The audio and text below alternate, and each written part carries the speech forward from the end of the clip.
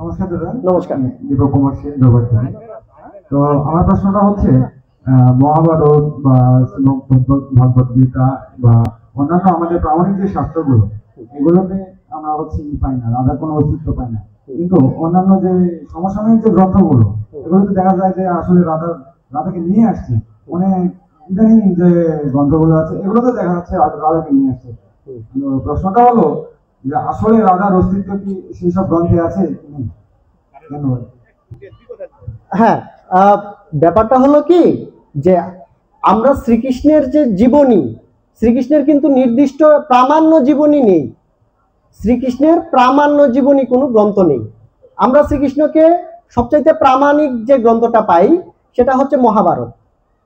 মহাভারতে আমরা শ্রীকৃষ্ণের রাজনৈতিক প্রজ্ঞা সম্পর্কে ধারণা লাভ করি।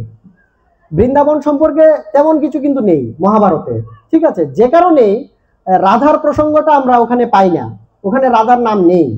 রাধা ছিল কি ছিল না এটা ইতিহাস ভিত্তিক বিশ্লেষণের বিষয়, গবেষণার বিষয়। কোনো কোনো গবেষক দাবি করেন যে শ্রীকৃষ্ণের জীবনে রাধা নামের কোনো নারী ছিল না।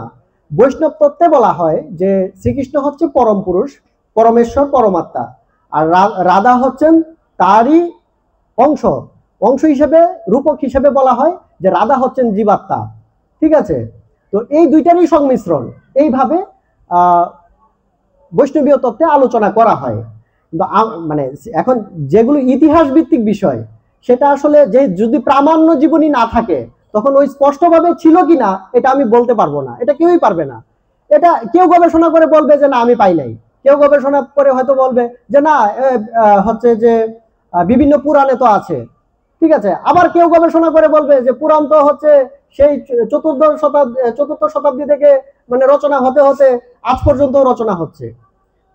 তার মানে এটা এটা আসলে মানে ওরকম মীমাংসিত বিষয় নয়, এটা একটি অমীমাংসিত বিষয় যে কে ছিল কে ছিল না, ঠিক আছে?